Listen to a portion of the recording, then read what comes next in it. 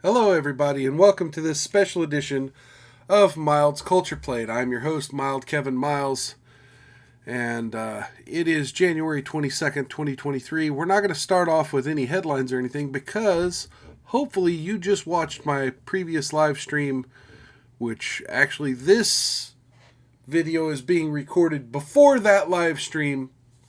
So hopefully I've already taken care of all that, and you guys are caught up on the headlines. This very stream came about because to previous live streams, I have been covering this Vice Masculinity video. I had a part 1 and a part 2 that were paired with other topics and a bigger show. The part 2 continued to get interrupted by YouTube's copyright algorithm, and my stream kept getting blocked. Since then, it's perfectly fine on demand. It's perfectly fine as a video on demand video. You could watch it. There's no copyright claim. There's no strikes. So apparently they just don't want this thing live streamed. So what I'm doing now is I'm uploading this as a video by itself just to finish my coverage of the Vice Masculinity panel, and kind of just knock this out the rest of the way. There were some things I wanted to kind of get into about the previous 2 videos, but you know what? Let's not do that. Let's jump right into this. Window capture. Here we go. Let me actually readjust this because I changed the size of it a little bit last time to try to help prevent the copyright stuff. All right. Now, let's see. Let me go back just a hair. There we go. And it is enforced by men. Oh, wait. What is going on? Why do I not have audio? Uh-oh. I went for. Oh, that's because my my headphone speakers weren't on. Okay, so. A walk to get dinner last night. Now, I walked several blocks because I wanted to check out a few things, and it was dark. Not a. Oh, let me change the speed. I changed that last time as well. I literally haven't touched this since my last stream, so just change the speed. Single time did the idea that I would be physically or sexually assaulted cross my mind. Okay, so what he just said was I went and got dinner the other night, and not a single time did it cross my mind that I could be sexually assaulted or attacked. My friend, if you don't think somebody could come out of the bushes, drag a man into the bushes, and sexually assault him, or attack him, or violently, or rob him, if you don't fear the shadows, I think as masculine men, we mask our concerns. We mask our fear. But if there's not a little bit of concern, if you're just walking around at night by yourself and there's not a little concern that, somebody could be noticing you, somebody could be following you. If you don't have a little bit of healthy paranoia, you've got a problem with you. And that's all I'm going to say about that. A single time. Now, I can imagine that doesn't really work out for women. It comes down to biological differences. As a man, you're more likely to be able. And let me make this clear. I'm not talking about my neighborhood, right? I could walk down the street in my neighborhood and feel relatively safe, but so could my girlfriend. When I met my girlfriend, she lived in kind of a rough part of town, but it was kind of weird because it was a rough neighborhood, but like her block was pretty much old ladies, families, and college students. So while it was in a rough part of town, she knew she could walk her block to the nearest convenience store with her dog and be relatively safe. And I felt relatively safe on her block, but 2 blocks away, I witnessed someone getting shot. I didn't feel safe. So, again, it depends on where you're at. If you're familiar with your surroundings, if you kind of know where you're at, what you're doing. You kind of know if you can be safe. And that's man or a woman. But let me tell you, I used to be a security guard. And kind of one of the underlying principles of security is there's no such thing as 100% secure. There's no such thing as 100% safe. There's always the possibility that some random person could exploit the one weakness you didn't account for. And unless you're literally going to go Fort Knox with fucking digital fucking murder robots out of the first Resident Evil movie, you know, you're never completely safe. There's always the option that some random person could want to commit violence or attack you in some way, shape, or form.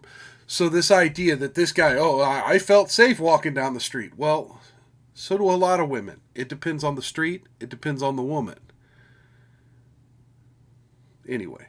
Able to have more of a chance to fend off someone attacking you. As a woman, not really. So that's why, you know, we have things like mace and tasers or having a gun. Is it something about, it's... Fucking, and okay, so as a guy, yeah, I could fend off an attacker, but look, I'm pudgy. I'm a fat guy, right? I'm not athletic. You know, I haven't been training in fighting arts. You know, you got some ex-con been fucking lifting the iron, gets out of prison, wants to make a quick buck on my credit card. How effective is my fighting him off going to be if I'm not strapped? So I don't care. You're a man, you're a woman, whatever. Get fucking strapped. hard to admit that you're a victim? Yeah, for sure. For sure. And to complain about it. People look at you like, remember Terry Crews? He can get his nuts squeezed and shit. Right. It's like, You know? why don't you do something? Why'd you let him? Look how the world ridiculed him. You know, oh, you ain't do nothing. Like, oh, you a bitch. You know, so we as men, especially guys that grew up in super masculine houses, we don't. The problem, though, is then, oh my God, then Terry Crews, along with all the feminists who were kind of cheering him on, like they were all calling it toxic masculinity instead of just abuse, instead of just, yeah, some asshole grabbed your dick, dude. I don't see what's masculine about going up and grabbing another dude's dick. It's not. Really like to admit weakness. Well, and it's in our language, right? Like, don't be a bitch. Like, don't be a pussy. Right. Like, it's very We real. internalize that. Okay, but the same fucking people who say that it's wrong to say don't be a pussy are the same ones that are calling you an incel for not being masculine enough. Just an observation. Yeah. But that's all examples of, like, toxic masculinity. Like, it's never to invalidate somebody's experience, but, like it must be obvious that, like, these are rules and roles enforced by men and created by men. Well, in toxic masculinity and No. Fucking women, again, like I said last time, women do this shit far more than men. Women ridicule the weak and the vulnerable a lot more than men do. power kind of go hand in hand. I mean, we're talking about peanut butter and jelly. You know what it is? I think sometimes... Wait, I gotta hear that again. Rules enforced by men and created by men. Well, in toxic masculinity and power kind of go hand in hand. I mean, we're talking about peanut butter and jelly. Okay. That statement I could get offended by, but I'm not. I actually could fucking kind of agree. What these motherfuckers are calling toxic masculinity, which has nothing to do with masculinity, it's just being an asshole. But yeah, being an asshole and power go hand in hand. And as they said earlier in this little debate here, you know, women are gaining more power over the gender interactions. Women are getting a lot more power in society, and they're utilizing it in toxic ways sometimes. So, again, whether you call it masculinity, femininity, or just being a fucking asshole, yeah, sometimes, like the other guy said, power corrupts, absolute power corrupts absolutely. So, you know, when you don't have to have empathy, when you don't have to care about other people, and This is where I agree with the cowboy dude, right? The cowboy dude in the back when he talks about God and having faith and being told by his religion how to act and making sacrifices for his loved ones and being a leader. Sometimes you have the power, but still you choose to be empathetic. You don't have to give a shit, but you choose to because you're a good fucking human. That's the difference between masculinity and what they call toxic masculinity or toxic behavior, really. Toxic femininity is when you have the power to not give a fuck, like the non-binary person here doesn't give a fuck about God or the religious guy's faith, right? When you don't have to give a fuck, but you'll still lend a sympathetic, empathetic ear and still try to put yourself in someone else's shoes and not beat them down with your power. You know what it is? I think sometimes we gotta go to work and like if we're caught complaining about it, we're like admitting weakness, it's like you're not a man. How does that feel? It doesn't feel great, but that doesn't stop me from doing what I need to do. If you talk about a little bit of pressure that goes with it, yeah, there's a little bit of pressure. If you can withstand it, you become a successful man. But what does that have to do with being a man? Like, surely like a woman can do all those things, so why even attribute it to your gender? That's a Because sometimes when someone says the word man, they mean adult. And because they're a male and an adult, they say man. Right? So when you attribute taking care of adult responsibilities and you're a male, you say, I did my duties as a man. It has nothing to do, it has little to do with gender. It's just, I'm an adult. I'm not a boy. I'm not a child. I'm a man. And I took care of my shit. This person wants to be offended by gender terminology in situations where you're not even talking about gender. You're talking about age and responsibility.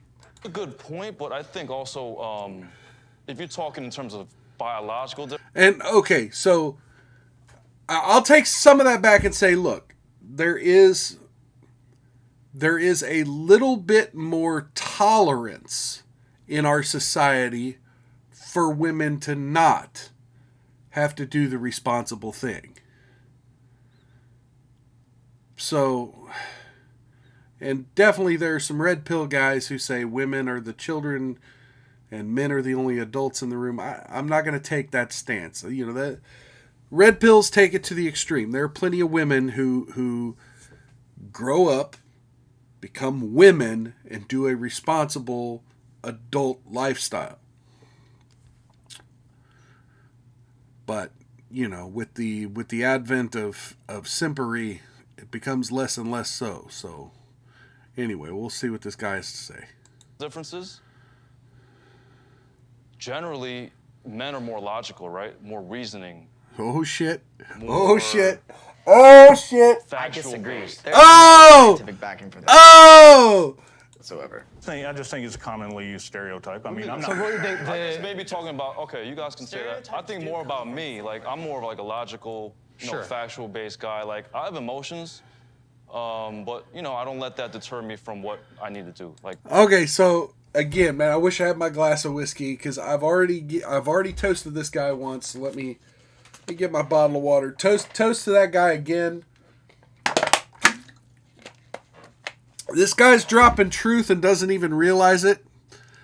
And he's trying to be apologetic because he knows it's offensive, but he's dropping truth. Look, you see, this is the thing about stereotypes, right? And the guy said it was a stereotype.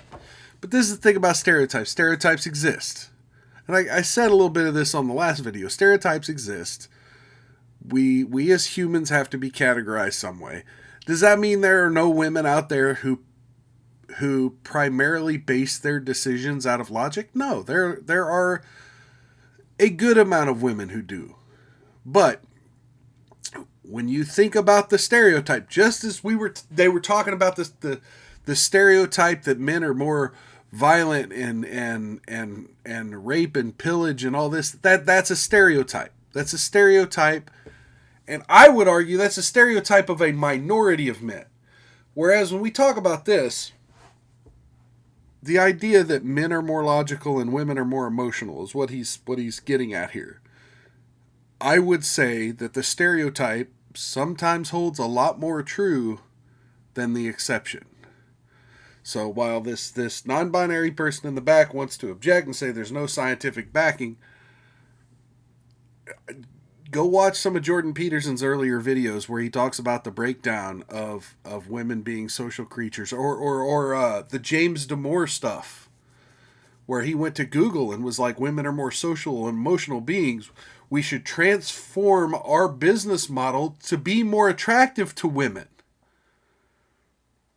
because they're not about the data and the analytics and the logical analysis of an audience. Again, not all women. Some women thrive in these areas. And perhaps I could even be one of the men who might be more emotional, more feminine, and thrive in those areas. You know, again, I'm not saying this is a good thing or a bad thing. I'm saying let's not bag on the guy for making an observation based on a stereotype that's based on, the guy said no data, but I think there's plenty of data.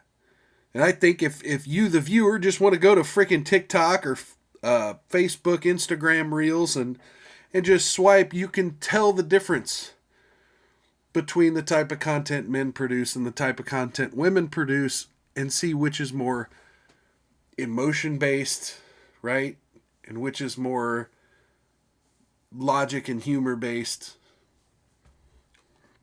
Anyway. My reasoning. Do you talk with people about your emotions a lot? I mean, I have friends. I have close guy friends I can talk to. You do? Yeah. There's an interesting thing came out where, like, guys these days have fewer than 3 friends. Like, it's hard for men to make friends with each other. I think that's a big problem now in modern times. And I'm going to tell you, there's one reason why. Because when you got a guy that talks like this guy right here, when you got a guy that talks like me, when you got a guy who advocates for free speech and is not afraid to say what he wants at any given time, and not afraid to be a little abrasive, a little offensive, his friends' wives want to alienate him.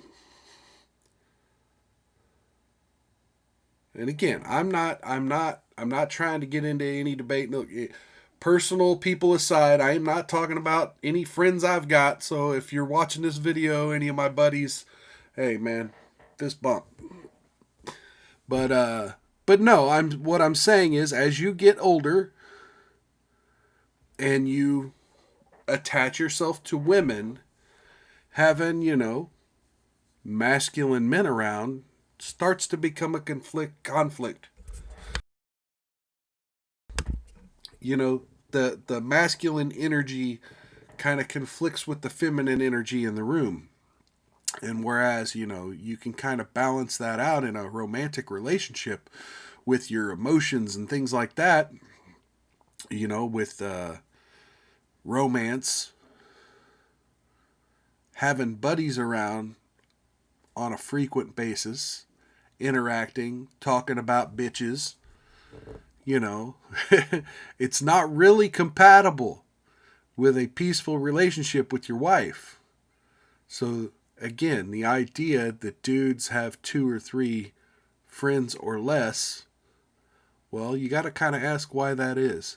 Maybe it's because they know they have a biological urge to mate in a heterosexual manner. And again, we're all talking about heterosexual relationships, right? These are interactions between the genders that are being discussed in these kind of realms. But so as a straight guy, I have an urge to mate with women. Well, having a bunch of sweaty dudes talking about their balls and talking about bitches does not advance that cause, and that's all I'm saying. So, and eventually, women have control over that arena. And they're definitely, when you get to the point where you're married, the kind of people that you have as guests in your home or the kind of people you hang out with on a regular basis has to be more of a mutual decision than just, I'm a man, I'm going to go hang out with the men. I mean, definitely a healthy relationship. You should have some of that. You should have some independence to go do your own thing, but it's not going to become a life goal. You know what I mean? You hear about, the suicide rates going up. I think that's a big reason for it. Men aren't allowed to talk about it with safe people. So if you talk about masculinity crisis, that's the crisis right there. I think that men find friends very easily in terms of like. Okay, so let's talk about that again for a second. I don't remember if I covered this in a previous video. But yeah, the suicide rate. Men can't talk about our emotions, blah, blah, blah. Why is that? Going back to my previous premise, it's because women will exploit and mock the vulnerable. Until you have locked a woman down as your wife, and even then, like, be careful. Be fucking careful who you trust with the darkest parts of your heart. I mean, there are some things that are obvious, like when my mother passed away, I really needed my partners to be emotionally close to me, and I needed to be able to vent to them. But I knew there's always a possibility someone could, then get in an argument with you and call you a mama's boy or something. There's always that capability where you give up your emotions freely to someone and you break down and you show you need you're in need. People will use those vulnerabilities as their own strength. Oh, yo, you lift 240, I lift 242, let's spot each other like basketball or whatever. But I think that we have superficial relationships in those friendships, in which like it's very like surface level, like coming back to what you're talking about. We don't talk about feelings and things like that. That comes back to how, you're brought up and how like boys are taught in certain ways, how we go about talking to each other. Okay, but I'm gonna agree with this guy and say, but sometimes the superficial is needed. Sometimes you have to take a day off of politics and your job and go home and play a video game because you need the escape. So this idea that male-to-male relationships sometimes are superficial, okay. I don't need to break down and talk, and again, I don't need to break down and cry about my mother being deceased. I miss her a lot, and it fucking affects me on a daily basis. But when I'm with the guys, I don't need to break down and cry about it. Why? Because that's a couple hours where I don't have to think about it. Let's talk about cars, movies, and women. To where I don't have to think about, how much I miss certain loved ones in my life. Where I don't have to be that emotionally vulnerable. Be very fucking careful who you let in your heart. Anyway. And how we go about expressing ourselves. How much of this is men putting ourselves in a little box? I can tell you, I wouldn't have shared my emotions with people when I was younger, but I have people in my life now who I feel completely comfortable sharing my insecurities, my vulnerabilities, how I'm feeling. That ends up being one of the reasons why men end up with... Who are those people? Is it your therapist? Is it your wife? Is it someone you feel safe with? And why do you feel safe with them? What traits do they have that give you a calming sensation where you can calm down and open up emotionally? Those questions don't get asked. Chances are they're not a female unless they work in the industry, the mental health industry. Or it's his committed wife. Limited friends, because, how many people can you actually feel like you can be open and honest with? But there's something holding people back. Yeah, men and back. I think it's us. I think we're doing it because we're putting ourselves in this masculinity box, if you will. I think that vulnerability for men oftentimes is viewed as surrender, and like that is you know what I mean. That's an example of weakness in which like someone can possibly take advantage of it, or it used to be viewed as such. You know, where it's like, all right, cool, like he cried. Used to be. Well, I just made the same damn argument, so I got to disagree that it's a used to be thing. It's a current thing. If you trust these hoes that aren't loyal nowadays, look, there are definitely some women who are pretty passionate and pretty open and emotional, and there are people I trust, there are women I trust, but if you think the vast majority of these Instagram thoughts aren't going to take advantage of you, bruh. Oh, that means he's soft, so now I can challenge him. And I know it's something that I really struggle with. As a black man that grew up in the hood, you couldn't be soft. You couldn't come outside. You know what I'm saying? So yep.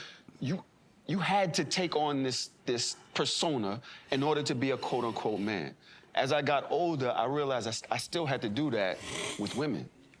I had to be a certain way for them to look at me as a man. And if I didn't perform in that manner, they also called me a bitch. Yeah, they want a real, like... Right? Poster. So it's like, as progressive as I may want to be, is the world accepting of that as a whole? Because even if the other men don't like it, but the women like it, I might be like, I don't care what the guys think, as long as the women like it. But there are spaces where the women will be like, look at him, he wants a finger in his butt. Sorry. No, let's talk about fingers in the butt. You know what I'm saying? Like that's... Oh, God.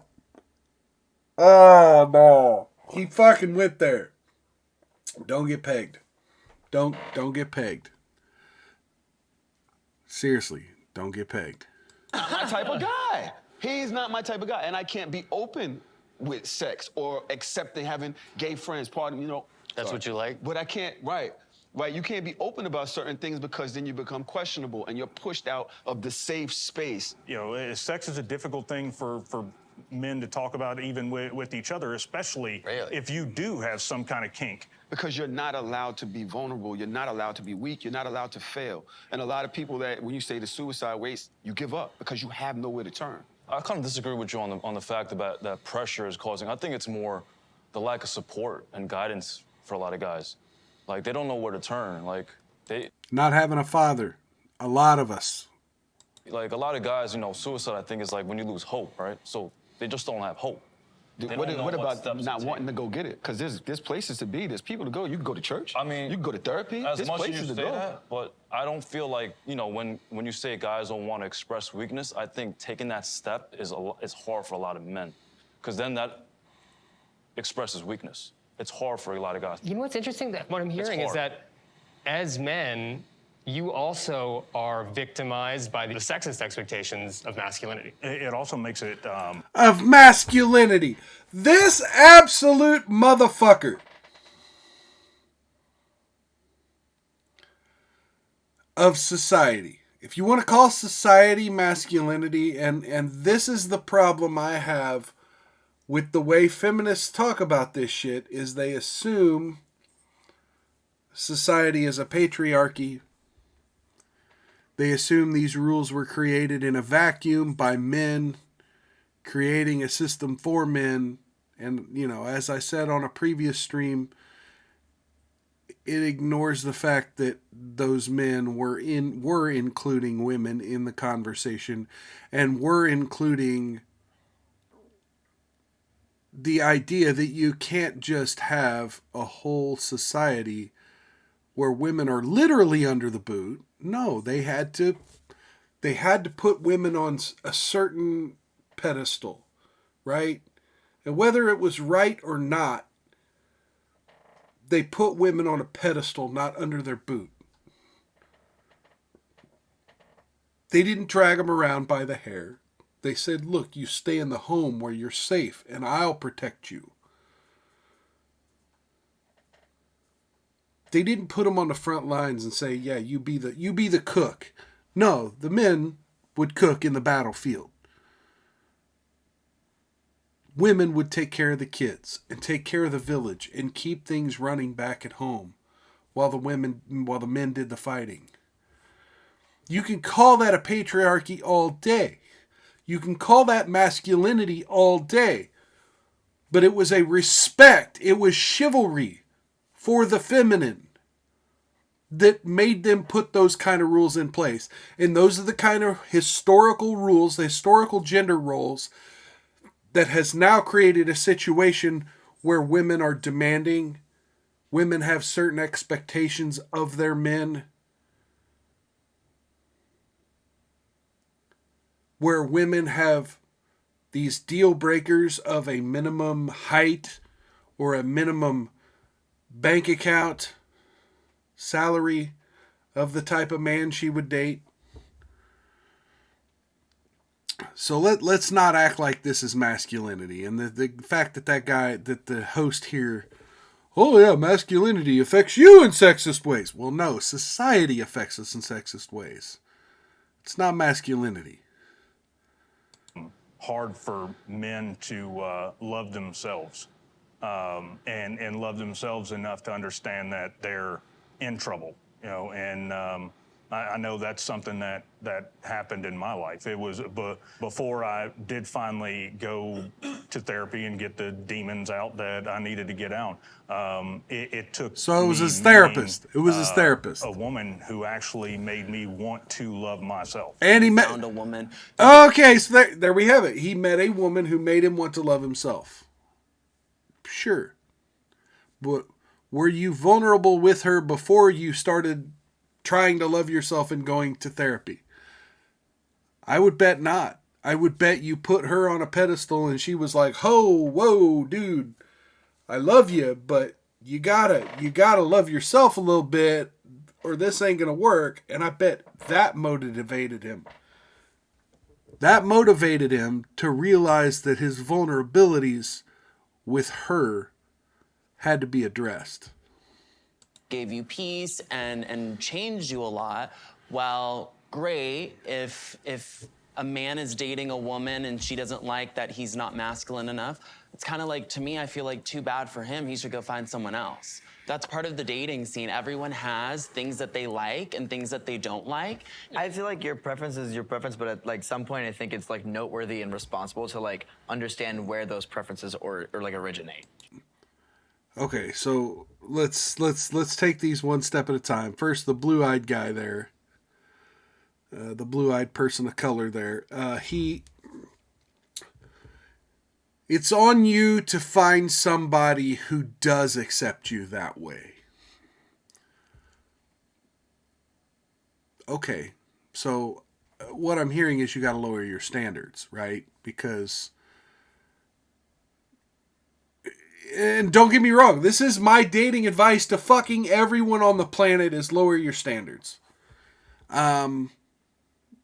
If you're coming out of a rough relationship, if you haven't been dating for a long time and you're rusty and you're not very confident and you're shy,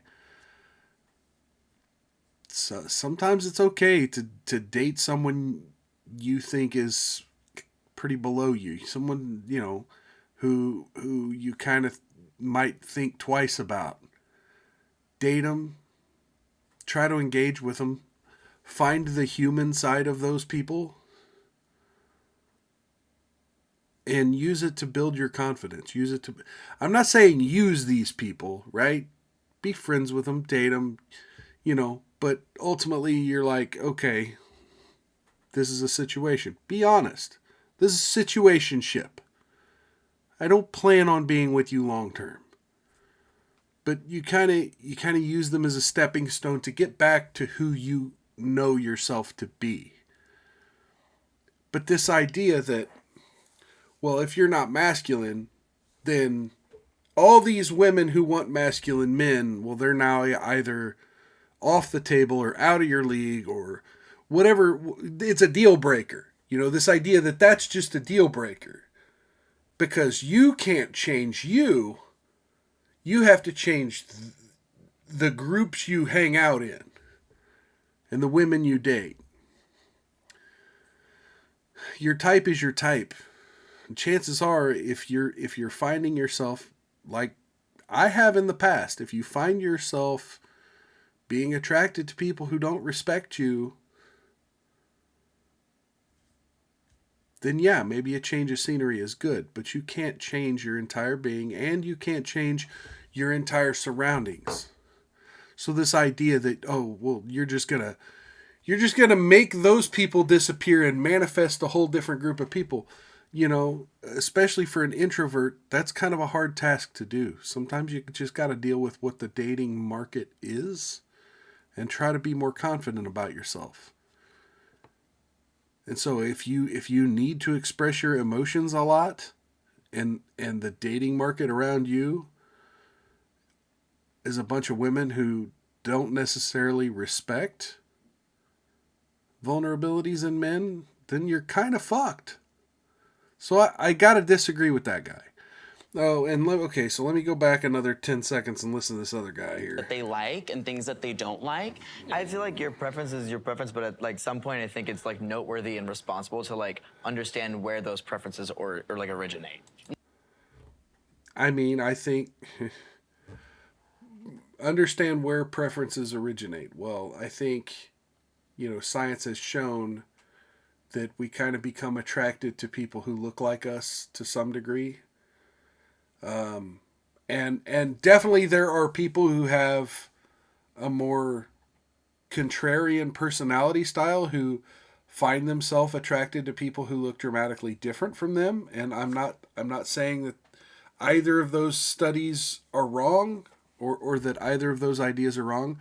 I think, okay, so what I'm thinking this person is insinuating is that those preferences come out of some toxicity or some normative patriarchal tradition, and that they have nothing to do with evolution or the nature versus nurture, the nurture side of nature versus nurture, and how you've grown up and the people you've grown up around. I mean, some of it is the people you've grown up around, but especially if you've been in a slightly more homogenous community. But any self-respecting person, they go out into the world. They understand variety and difference and have some amount of respect for that variety, for that diversity. And I just think this person's assessment of people's attractions is just wrong. Not necessarily. I think our life experiences form what we really want in our dating life. And because I grew up in a broken home and I didn't have a man in the house, I want a man who gives me security and protection. I don't think me deconstructing masculine is gonna do that for me. I was missing that in my childhood, and that's what I want in a man. I tend to diverge from like the Freudian daddy issues stuff when it comes to like what Congratulations, people like. I'm so happy for you. I want a man who gives me security. Thank you. I think Freud. if I'm Whoa, cat fight. with a woman, and the bad dates I've had is when I'm like talking about my problems, I'm complaining about something, I'm not gonna see that woman. If I'm projecting more strength and I'm more charismatic, I'm positive, I'm probably gonna see that woman. So I think fucking base dude. Guys, Okay. You want guys to be vulnerable? That doesn't work a lot. I gotta apologize to this guy. I've been saying that this panel has no masculine men. This guy's got just enough to make me say, hey, yeah, you're fucking based, bro. Cheers. At times. And I think it just comes down to that. That's what I'm saying. That's what it is. Like, That's what I'm saying. And it sounds like a lot of you are saying that's wrong. I'm not saying it's wrong. I think it is what it is. I just think that society teaches you have to be a certain way. And that's really...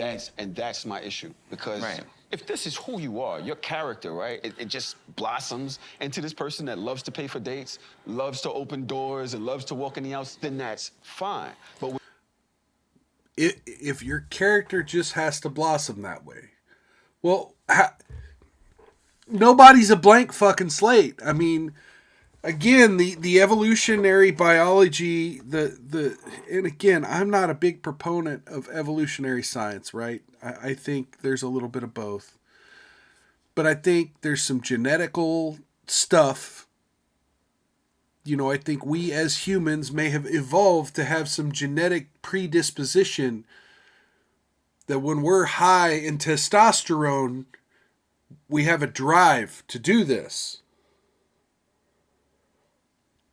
And, again, not to keep harping on Nick Rekieta, but I've been following Nick Rekieta, and one of the things he talks about is these twitch thoughts, right? They exploit this part of the male brain that sees tits and then wants to provide, right? So you throw super chats and you throw money at the OnlyFans.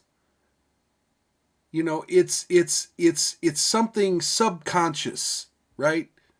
Whether it was ingrained in the male brain at birth or whether it developed through seeing a society of heterosexual people and men providing for women, it's not a man thing. It's a man and a woman thing. Women, especially heterosexual women of beauty, want to be provided for.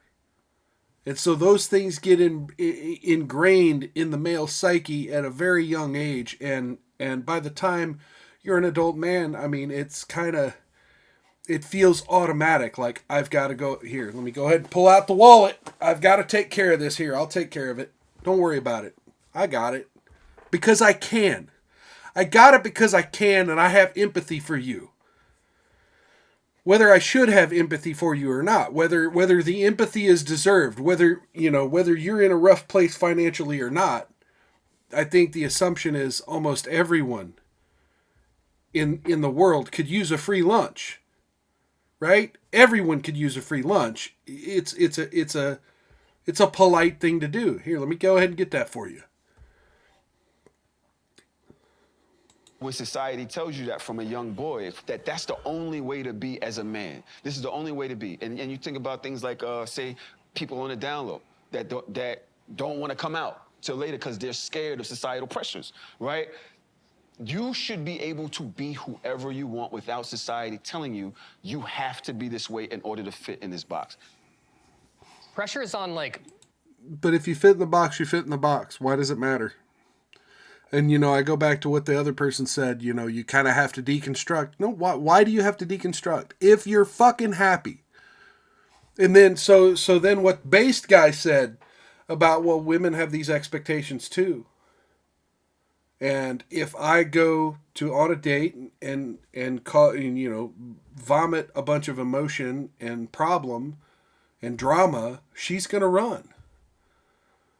So if that makes me unhappy, but being masculine and taking care of business and being confident and strong and in my own fucking maleness, being unafraid to speak my mind, being unafraid to censor myself, if that is both makes me happy and B, makes her respect me and society respect me, those are good things. Those are positive traits.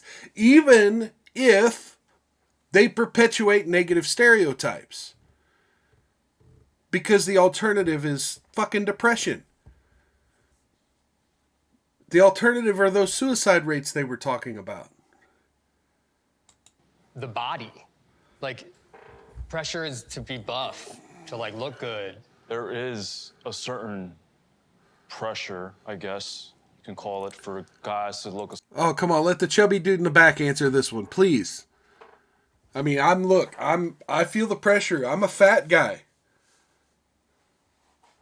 Truth be told, I was in a situation the other day where I knew there were some decent looking women around me, and I had to do something where I had to raise my arms way up over my head. My shirt came up a little bit, and I could see a reflection where I could see the bottom of my belly hanging out.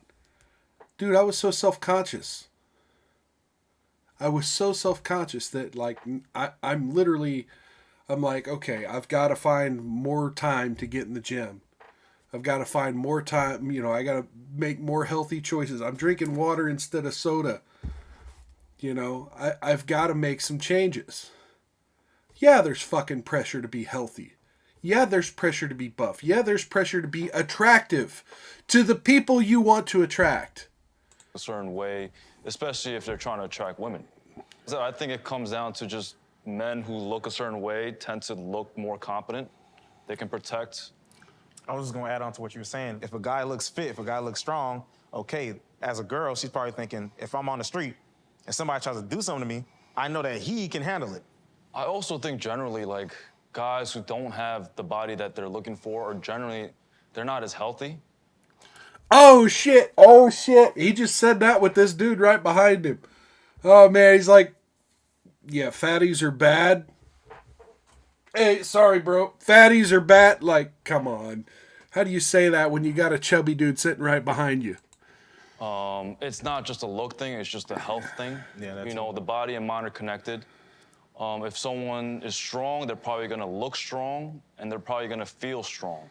So I think when you say it's a pressure, I think it can be construed as a healthy pressure. Hey, get strong, be strong, because you're gonna be a healthier and more mentally fit individual.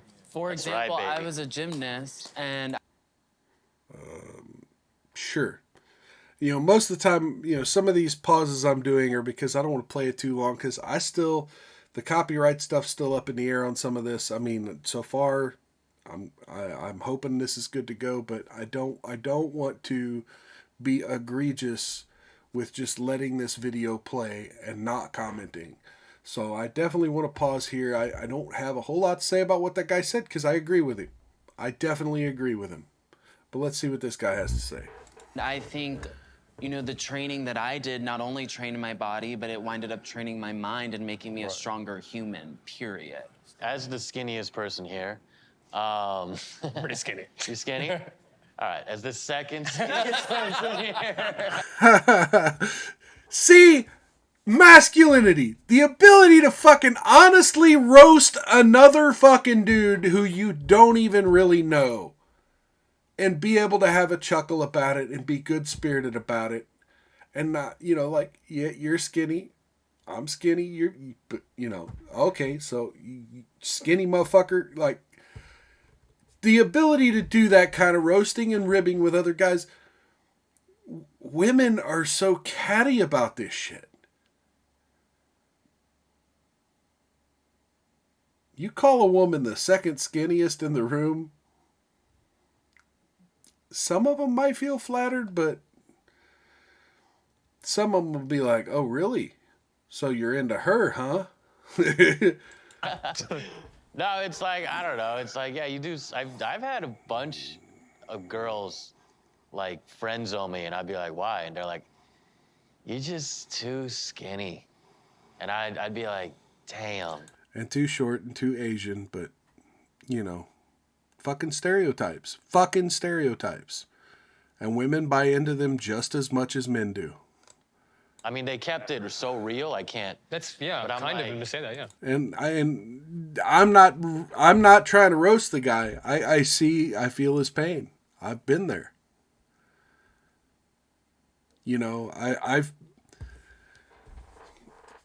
if I'm gonna be honest, dude, okay, so let's do some honesty here. If I'm gonna be honest, my channel, I had to overcome a lot of anxiety because I got on some online voice chats before and people criticized me for my Midwest accent.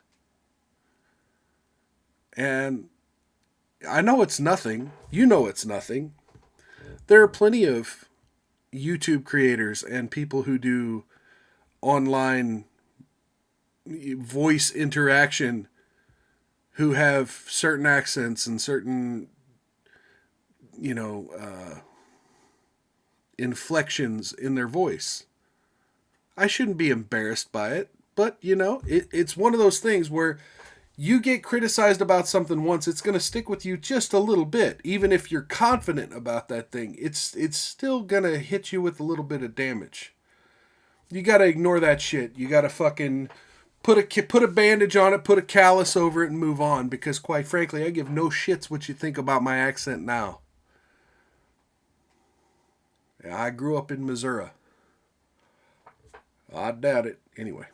Is saying that there is a good and natural connection between, like, feeling good, healthy habits, looking good, and that there's a masculine ideal to that of some sort. Does anyone disagree with that here? I do. Body diversity exists across like multiple spectrums, and I think that it's unfair to like only attribute like mental fortitude and like mental strength to like physical strength. Not having It's not the only thing, bro. And I use that term bro non-genderedly. It's not the only thing.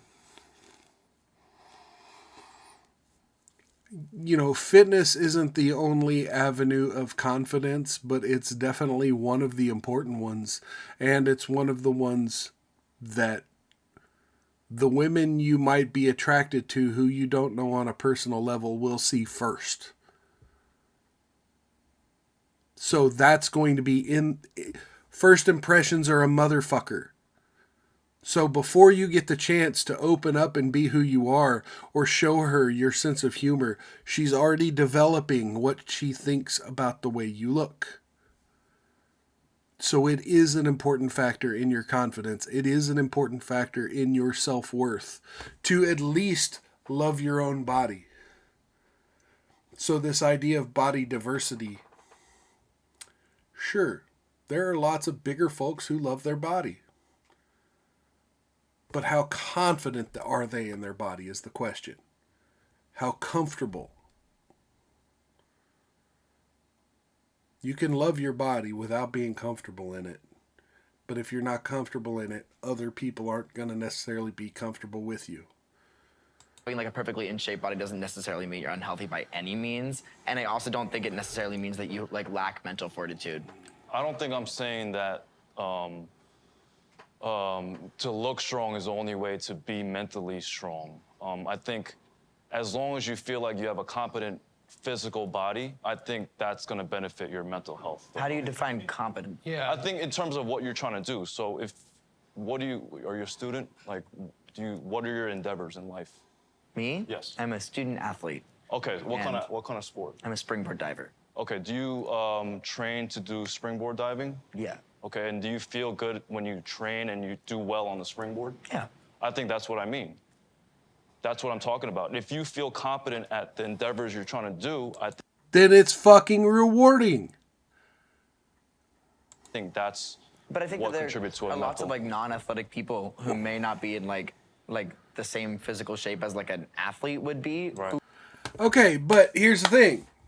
Look, if you're built like me with big fat belly, and one of your hobbies, one of your goals in life is to be a fucking hot dog eating champion, right? And so you've developed a good taste for hot dogs, chili dogs, you know, you've exercised the stomach, you've conditioned your body to get that reward. So while you're half right, nobody's fucking life goal is to die at 800 pounds on the couch, regardless of what these reality shows on TLC tell you. Nobody's goal in life is to eat themselves into a diabetic coma.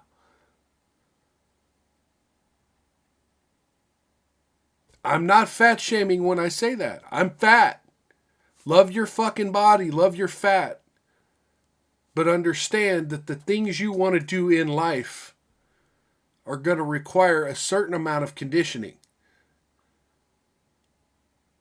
Even if it's fucking base level, just get off the fucking couch and go for a walk with your dog.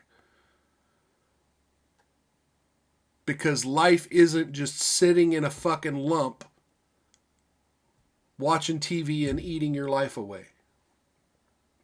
So, I don't know what this person's getting at with body diversity.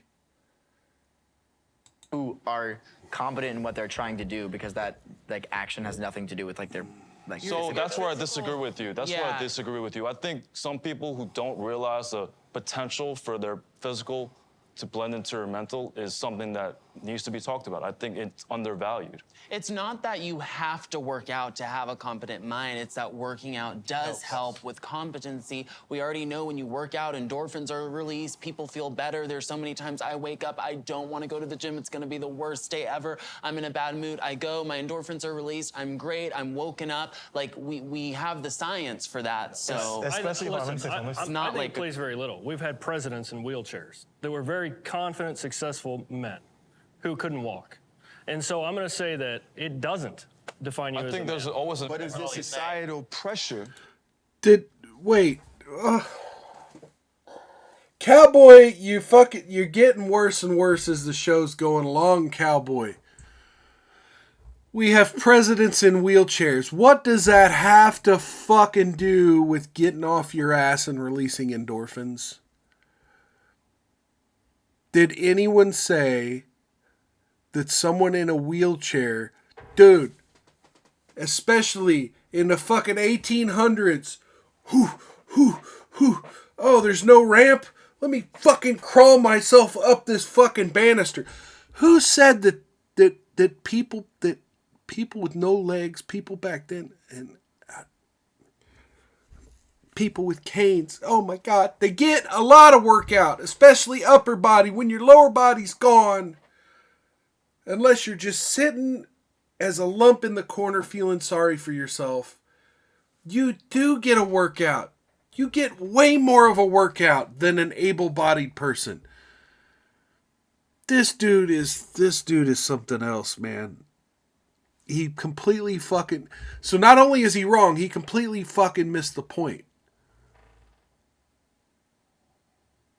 And again, the other guy started off by saying it's not a one-to-one, but it is rewarding to do. To be in shape for men. I don't- And then when I don't like when I'm having sex and my stomach like is over her butt or whatever. Like I want to eat less, me. But Paul can nobody's change like, yo, that.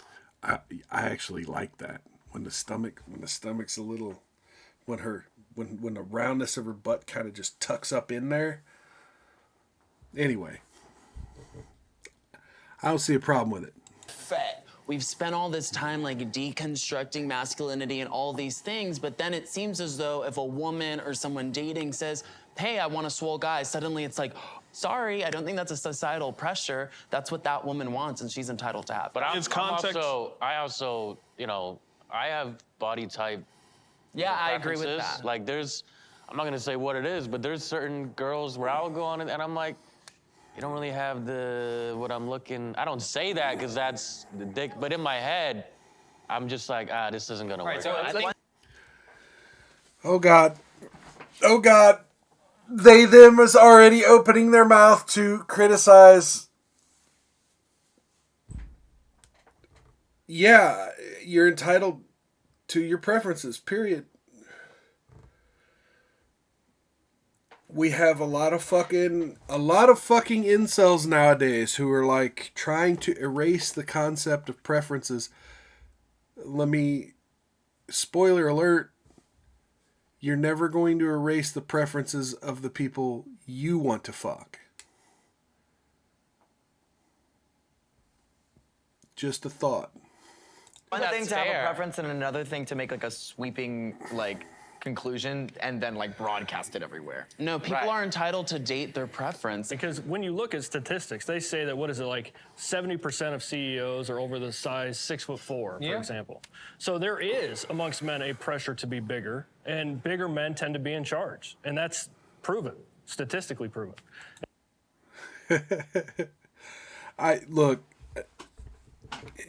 Say what you will, Napoleon complex is a real thing.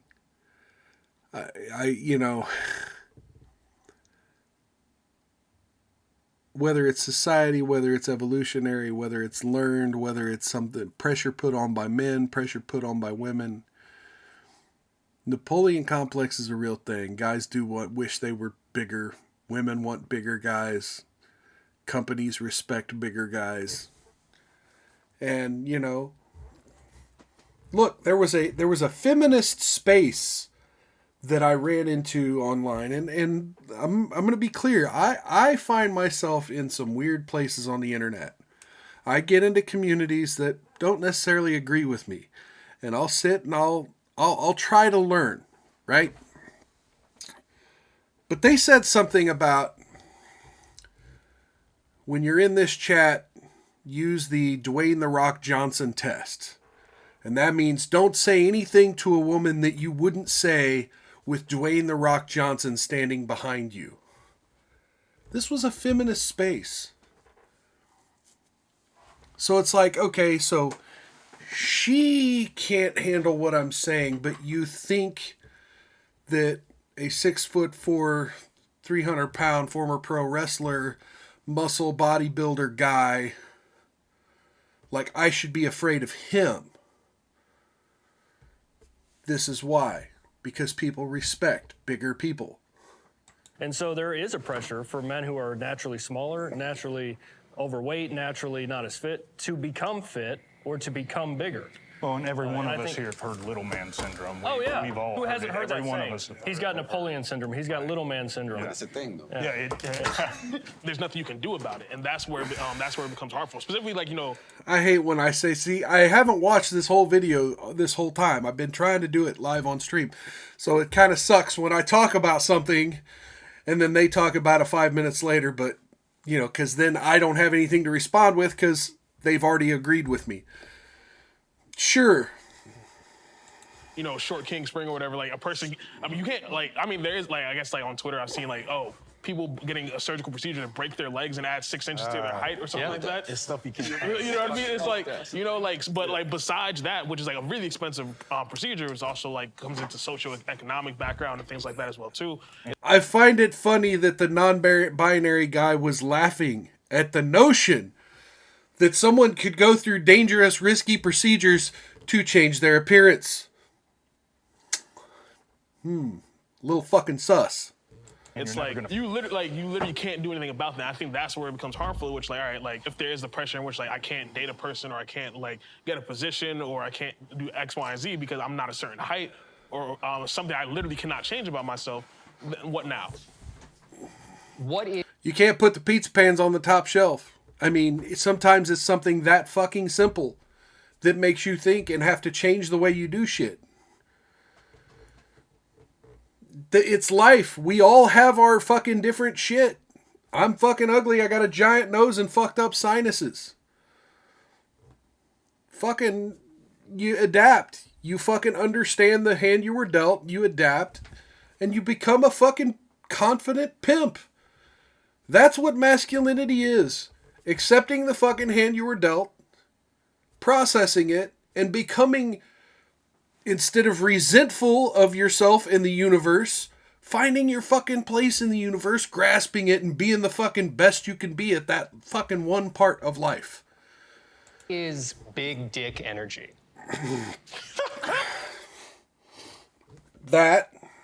Anyway.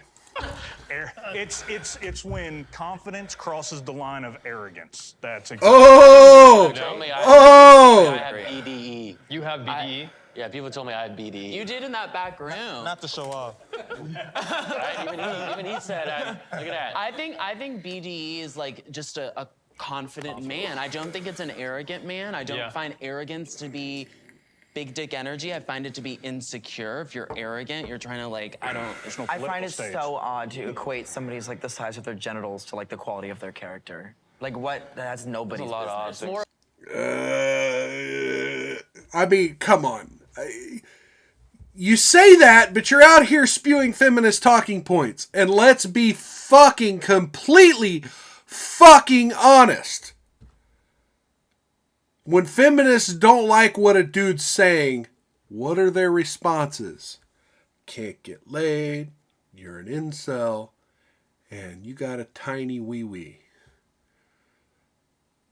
Far leftists don't like guns, don't like big gas-guzzling trucks. What do they say? Your gun, your truck is just compensation for your wee-wee. So, don't give me this bullshit about genital size and content of character when it's fucking women, especially the so-called woke women who are beyond all of this gendered bullshit, allegedly, who are the first ones to go to genital size as a way to emasculate someone. Or just like a metaphor. I don't agree though. Yeah, for confidence. See, but It's not really like then it comes back. Now we're getting into like a deeper conversation, which like some men see a value based off the size of what they're carrying between their legs. You know what I mean? Yeah. So like that's why the conversation big dick energy comes into Fucking Peter North. Urgh! into place, because people feel as though like a man that's like more, that's packing more down there. You know what I mean? Is more like one, they're better in bed. They're like more confident people. They're exuding a certain energy. So that like the stereotypes. So the stereotypes. Because they know they can whip it out on your forehead at any time, and what are you going to do? What are you going to do? Associated with having a big dick. The lack of a need to overcompensate to society because you're adequate. You know what you got. You walk with confidence because you can tell when somebody's putting on because they lack in certain ways. And men, me, and people I know. There's something to be said for fake it till you make it. But you could tell there are some people who've been faking it for so long that they're gaslighting themselves and that they will never make it. There's a certain, like I said, there's a certain confidence in accepting who you are and accepting your limitations and adapting.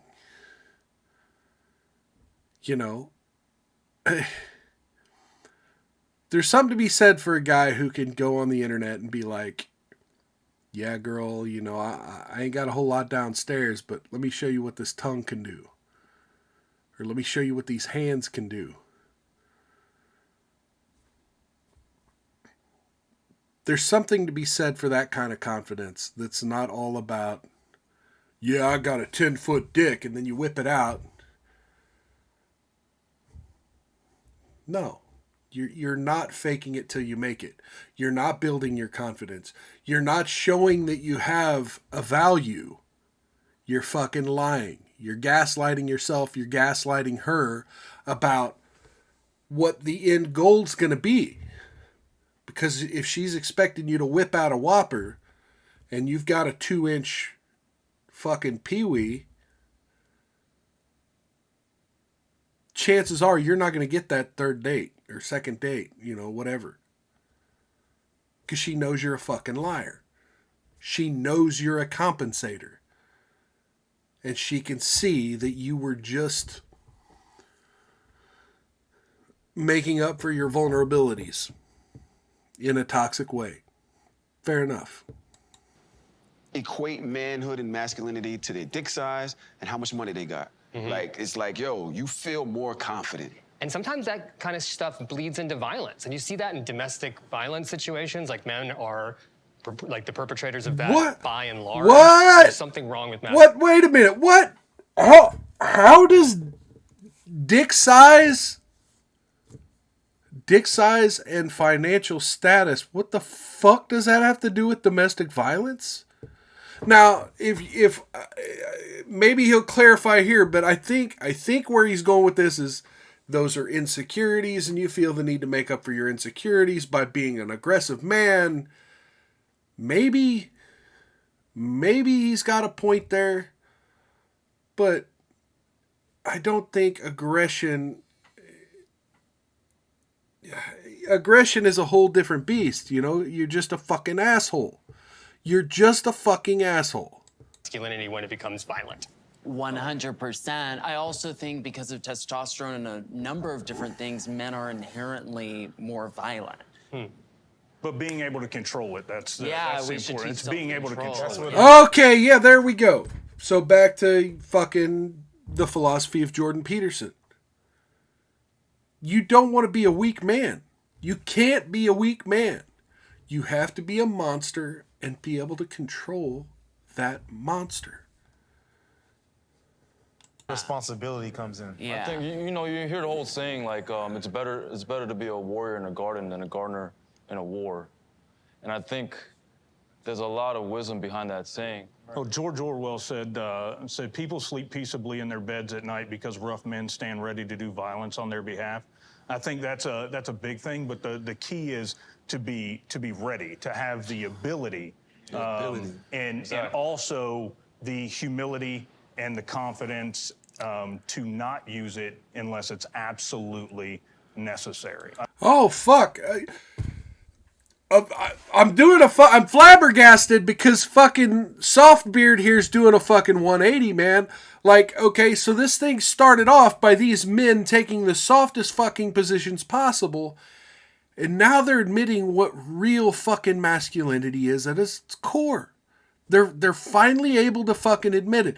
After talking shit about it for fucking 40 minutes, there's 3 minutes left of this clip, and they're just now getting to what the fucking core of masculinity is. Being fucking ready to handle your shit. I don't think we teach boys that enough because I think promoting violence is extremely toxic. Is there something inherently violent about masculinity? Inherently violent? I don't think so. No? I don't think so. If a majority of men were bad, evil... Not violent, but aggressive. Aggressive. Assertive. Assertive, aggressive. With the capability for violence if need be. Because it's the idea that, look, you're my neighbor, right? Let's say I've got 100 fucking acres, right? I can't see it from my driveway. I can't see the edge of my property line. You got 100 acres. You can't see the edge of your property line. You start doing some shady shit right along our property line. I got to be able to go up to you and be assertive. Hey, I don't think what you're doing here is square. I got to be confident and assertive enough to not shy away from confrontation, from taking care of business. And if in response you pull a fucking weapon, I got to be able to become a monster if I need to protect my land and my family. Because if you stab me, my family might starve. So again, is it inherently violent? No. It's inherently aggressive and assertive enough not to shy away from confrontation. And the ability to become a bloodthirsty monster if you have to. Violent. A lot of us would not be sitting here today. Okay, we'd still be in the Stone Age. You know what I mean? That's why I kind of push back against that idea that inherently men are violent, inherently masculinity is bad, is violent, because I don't believe that that's true. Why? If men were violent, who would have ever built the first table? Men build bridges. Men build tables. Men build bars. Men build prisons so that we can separate the violence from the civilized society. Why do you think that such a vast majority of mass shootings are done by men? I think that's a mental health issue. I think that, and this is why we're talking about men in crisis. Yeah. Mass shooters are men because men are reactionary. Women don't pick up guns generally and want to shoot a bunch of random people. Women are emotional creatures, like the stereotype we were talking about before. So therefore, women don't need to be reactionary.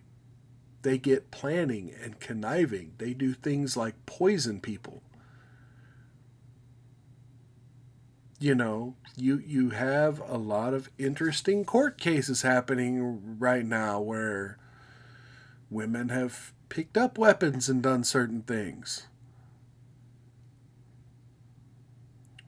Women may not take your life, but they'll end your life. It may not be physically violent, but it's definitely an emotional violence. So this, again, this notion that masculinity is a problem because young boys get frustrated and decide to turn to mass murder. Yeah, it's a mental health issue. But perhaps also teenage girls, when they get picked on, it's about the way they dress. At least they're, still getting some kind of weird fucking attention, right? boys become invisible. And they feel the need to not be invisible anymore. And that's a pretty fucking sad way of doing it. Because men are more willing to do what they have to, to not do what they have to do, but to take action in terms of that. And that's how we talk about this, men in crisis. A lot of those mass shooters are males because a lot of males, they don't know how to have an outlet or to find outlets to talk about what their issues are. That's what it comes down to. We know that these mass shooters, most of them are white males. We know that. So when I talk to a lot of white males that have traditional values, say, or maybe a traditional upbringing, they feel like they've been made to be the villains of society. Okay, so before he goes any further, yeah, when you are erased from society, when you're ignored, and you don't have a father figure, you don't have people in your life teaching you about respect, and specifically respect for a firearm, and literally drilling home how dangerous and how this is a tool. Quite frankly, I don't know how many of these mass shooter young men really grew up in a firearms culture. I think it's more an opportunity kind of thing. I don't think they grew up in a way where they actually respected the weapon. They thought the weapon demanded respect from them, not the other way around. Or demanded respect for them and not the other way around. They're the tool. You're the tool. The gun is the respect. It's sad. And so I feel that pressure a lot of times. I feel like, hey, like when we're having this conversation, even I hear words like patriarchy, traditional society, right? So I feel like I'm being put in a box and made to be the villain. And I hear this from a lot of white males. I feel like I'm the bad guy. I feel like I'm the villain.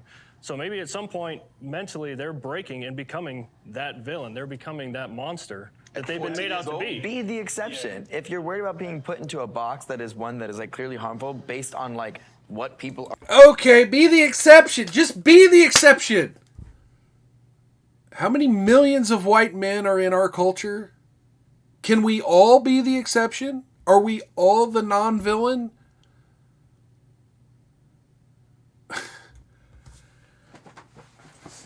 Just wave a magic wand and the universe will be different. Just be different. Just not be you.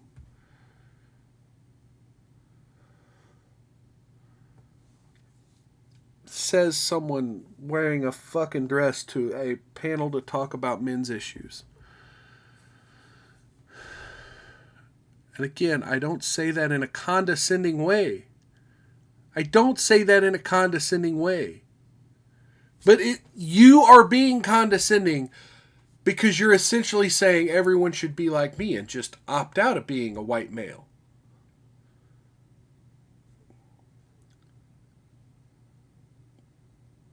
If your response to someone else saying life is hard, well, it wouldn't be hard if you were like me. That's fucking condescending. Are doing, then don't do that. Mass shooters is like obviously like a sensitive topic, but a lot of them are like men with like little to no friends who like go out and in like a burst of rage commit like atrocities. And I don't think that it has to do with how they're hardwired as men. I think that it has to do with how society like treats people like that. I agree with you on the point that men need support and they need someone to talk to. I agree with that second half, by the way. It is society treating us like that. You know, treating young men like that, treating young men as if, oh, you're some incel who, you know, you just don't deserve attention. You're looking for attention. You're starved for attention. And quite frankly, it's just creepy. And so leave me alone. It's fucking rough. Society treats them like that. But what's the alternative? Interaction with people happens on a consensual, voluntary basis. What's the alternative? You can't force people to fall in love with an incel. You can't force people to take on mentorship of a struggling frustrated young dude who's acting out aggressively and violently. You can't force that onto people. All you can do is try to raise better children. And talk about these issues. I don't think that men have been taught emotional intelligence throughout life, right? We know, so we respond with anger. All right, if I'm disappointed, if I feel resentment, or I feel contempt, or I feel embarrassment, or I feel jealous. Because it can't be taught. When he says we don't teach, it can't be taught. It must be experienced. It must be learned. Men have to learn the stoicism, the balance between that aggression I was talking about, that ability to confront that I was talking about earlier, and the stoicism to stand watch without breaking down emotionally or mansplaining or, you know, getting involved in situations that don't concern them.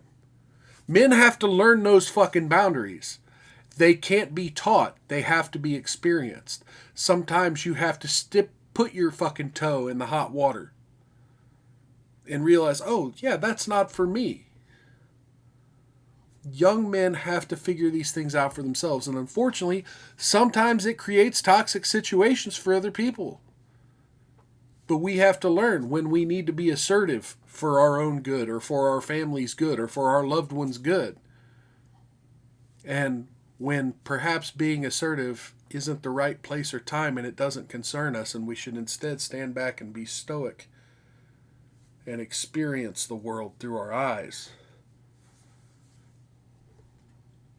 You know, sometimes we need to just listen. But for a young man, you can say that to him all day. But young men have a passion, right? They have a motivation to do more, to change the world more, right? To be a more positive force. So they can't channel that aggression, right? I mean, they think they're doing it right, but they don't know when to tone it back and cross their arms and stand watch. It can't be taught because you don't know which situation, you can't tell someone else which situations need to be important to them. You can't tell other people which situations might be harmful to their loved ones. It's something that they've got to, it's an instinct that you learn through growing and through loving other people and through trying to make peace in a tense situation. It's experience, it's wisdom, it's getting older. So yeah, we may have these crises, but I don't know what the answer is. The answer is we have to moderate, show people love, show people respect, and maybe, just maybe, they will emulate that when it's appropriate. Or any of these things that fall under that one thing, we respond with one way. And if we learn how to communicate better, if we were able to say, yo, you know what? I resent that you spoke to me that way. Or, you know, I feel jealous, you know, of whatever. If it was okay for men to express those things, we wouldn't feel a need to just go, you know what? Fuck you. You can take any 2 3-year-olds. Yeah. Yeah, if we could teach men to negotiate in more peaceful ways. By the time you're seeing this, I will have already done my live stream, but I do plan on talking about the Steven Crowder Daily Wire thing on my live stream, my next live stream. And it's interesting to see a perspective in which people come to the table in a contract or a negotiation where you're already hostile versus when you're friendly. And that's one of the issues with that news story. I'm not going to get into it here because I'm probably going to get into it on that live stream. But it's like when you come into a negotiation already fucking hyped up, already, you know, when you come into a confrontation already confrontational instead of inquisitive and trying to learn about the other side, shit can go sideways quick. And again, this is a thing that's hard for young men to learn. You take a 3-year-old boy and a 3-year-old girl. I have 2 girls. You know, their first instinct is to lie to me, to manipulate me, to say their sister said this when she didn't. I have a friend that has all boys. You know what they do? They throw a fire truck at your head. Bam. That's a natural response. That's not a learned behavior. They're taught. Oh, that's totally a learned behavior. And you Yeah, give that's- kids that's a only learned like behavior. cars and gun and G.I. Joe action figures and give girls But it's a learned behavior, but a lot of fucking girls throw shit too. I've had fucking my little girl cousins throw ashtrays at my head when I was young. So don't tell me it's only boys that throw shit. Barbie dolls. Like you I don't think you could say it's one or the other. I think there is some interplay between both. To thank you guys for your honesty, your like willingness to go to uncomfortable places, willingness to debate one another. Yeah, I'm interested to see like what sticks with me like in days to come after our conversation, because I think so many things were raised in such sort of a diverse perspective group. Thanks for having us. Thank you. So nice to meet you. Yeah. Okay, so that's done. We're gonna call it quits now. Thank you for being with me all three of these videos. If you have been, do me a favor, down in the description, all the links. Like me on social media. Hit the thumbs up below. Hit the bell for notifications. Subscribe. All those things. Share this on other platforms. Take care, everybody. Love yourselves. Love one another. Don't get any on you, and if you do, rub that shit in real good. Thank you for stopping by. See you next time on Miles Culture Plate. Peace.